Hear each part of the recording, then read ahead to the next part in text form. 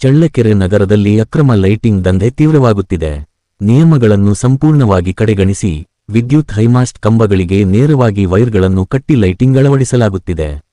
ಇದು ಕೇವಲ ಕಾನೂನು ಉಲ್ಲಂಘನೆ ಮಾತ್ರವಲ್ಲ, ಸಾರ್ವಜನಿಕರ ಜೀವದ ಜೊತೆ ನಡೆಯುತ್ತಿರುವ ಅಪಾಯಕಾರಿ ಆಟ.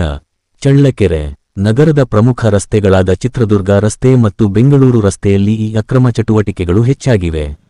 ಬೇಸ್ಕಾಂ ಅನುಮತಿ ಇಲ್ಲ, ನಗರಸಭೆಗೆ ಮಾಹಿತಿ ಇಲ್ಲ, ಆದರೆ ಲೈಟಿಂಗ್ ಮಾತ್ರ ಜೋರಾಗಿ ನಡೆಯುತ್ತಿದೆ. ಮಳೆಗಾಳಿ ಸಂದರ್ಭದಲ್ಲಿ ಈ ರೀತಿಯ ಅಸುರಕ್ಷಿತ ವಿದ್ಯುತ್ ಸಂಪರ್ಕಗಳು ದೊಡ್ಡ ದುರಂತಕ್ಕೆ ಕಾರಣವಾಗುವ ಸಾಧ್ಯತೆ ಇದೆ.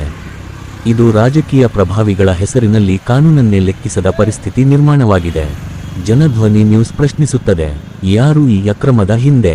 ಅಧಿಕಾರಿಗಳು ಏಕೆ ಮೌನ? ಕ್ರಮ ಯಾವಾಗ? ಒಂದು ಅಪಘಾತ ಸಂಭವಿಸಿದ ಮೇಲೆ ಎಚ್ಚರಗೊಳ್ಳುವುದೇ, ಅಥವಾ ಈಗಲೇ ಕ್ರಮ ಕೈಗೊಳ್ಳುತ್ತೀರಾ? ತಕ್ಷಣ ಪರಿಶೀಲನೆ ಮಾಡಿ ಅಕ್ರಮ ಲೈಟಿಂಗ್ ತೆರವುಗೊಳಿಸಿ. ತಪ್ಪಿತಸ್ಥರ ವಿರುದ್ಧ ಕಠಿಣ ಕಾನೂನು ಕ್ರಮ ಕೈಗೊಳ್ಳಬೇಕು. ಇದು ಜನರ ಜೀವದ ಪ್ರಶ್ನೆ. ನಿರ್ಲಕ್ಷ್ಯಕ್ಕೆ ಜಾಗ ಇಲ್ಲ. ಜನಧ್ವನಿ ನ್ಯೂಸ್, ಸತ್ಯದ ಧ್ವನಿ.